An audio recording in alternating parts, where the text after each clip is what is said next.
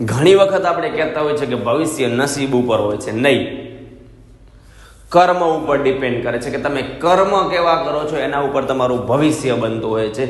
ભગવદ્ ગીતામાં પણ ભગવાને કહ્યું છે કે તું કર્મ કરતો જા, ફળની આશા ન રાખીશ. જે મહાભારતની રચના થઈ એ પણ જે દુર્યોધન હોય છે ને દુષ્કર્મથી થતી હોય છે. રામાયણની જે રચના થઈ એ પણ રાવણના દુષ્કર્મના લીધે થાય છે. તો ઇમ્પોર્ટન્ટ કર્મ છે. આપણા જીવનની અંદર જો આપણા કર્મ સારા હશે તો ફળ સારું જ મળવાનું છે. હા, થોડો સમય લાગશે. ઘણી વાર એમ થતું હોય છે કે મેં તો ઘણું બધું સારું કર્યું છે, મને સારું કેમ નથી મળતું. બેસ્ટ મળે પણ એના માટે સમય લાગતો હોય છે, કેમ કે સારી ચીજ હંમેશા સમય લે છે. આ વસ્તુ તમને ધ્યાનમાં હશે.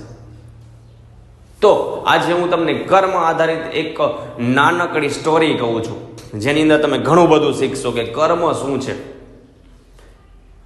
એક નગર હોય છે અને એ નગરની અંદર એક રાજા હોય છે, જે પ્રજાના કલ્યાણ માટે હંમેશા જીવતો હોય છે અને પ્રજા એનાથી ખુશ હોય છે.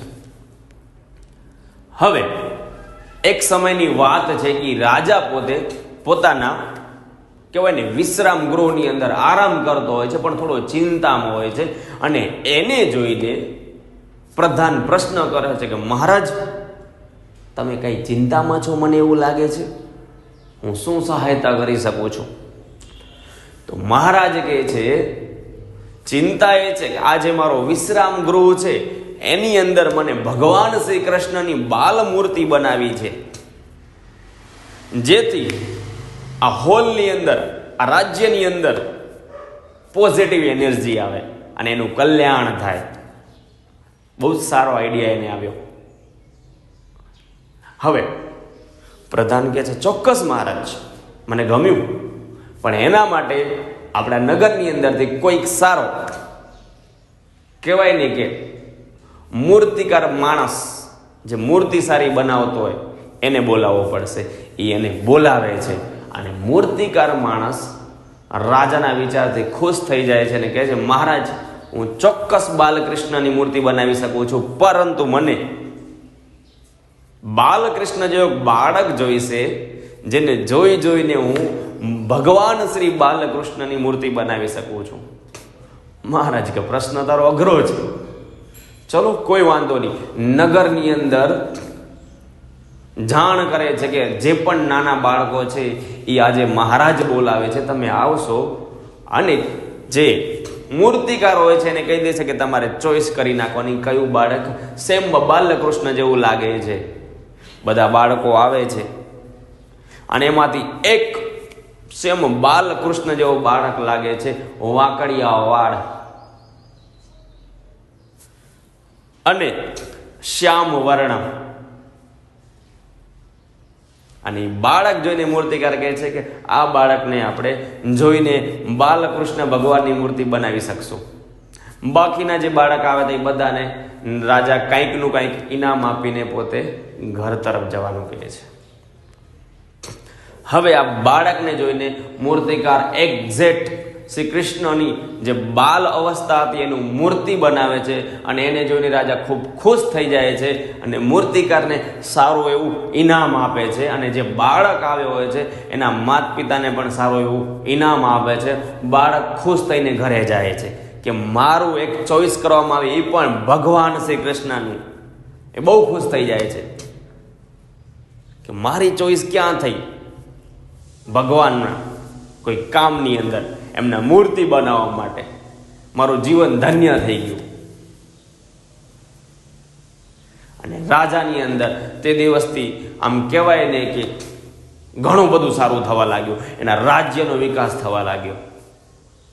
સમયની વાત છે, 20 વર્ષ 25 વર્ષ નીકળી જાય છે અને એક સમય એવો આવે છે કે સેમ પોતાના વિશ્રામ ગૃહની અંદર રાજા પોતે આરામ કરતો હોય છે ને એક પાછો વિચાર આવે છે અને થોડો ટેન્શનમાં આવી જાય છે અને સેમ પ્રશ્ન કરે છે એનો પ્રધાન કે મહારાજ વળી શું થયું?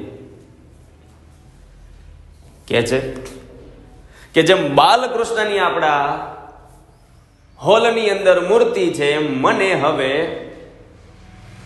કંસની મૂર્તિ બનાવી છે. પ્રધાને નવાઈ લાગી.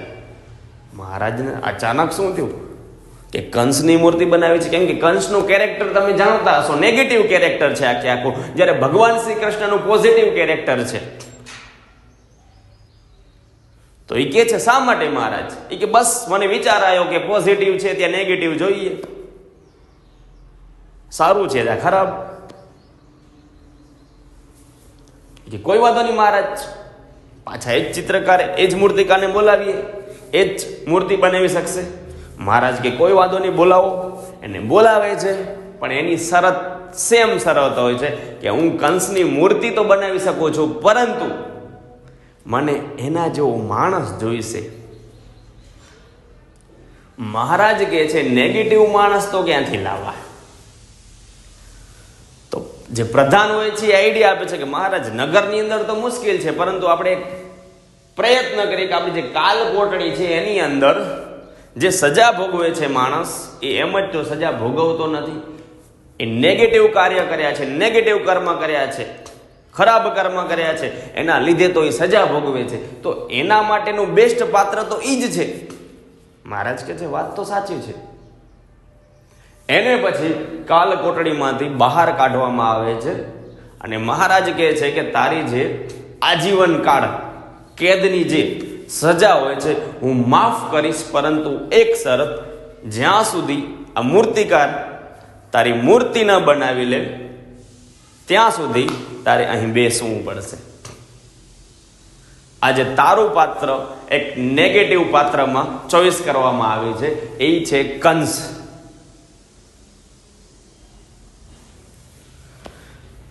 અને નવાઈ લાગે છે. એ કહે છે જી મહારાજ. હવે જેવો મૂર્તિકાર એને જોઈ જોઈને એનું કહેવાય ને કે મૂર્તિ બનાવવા લાગે છે, ચિત્ર બનાવવા લાગે છે, ઓ માણસ રડવા લાગે છે.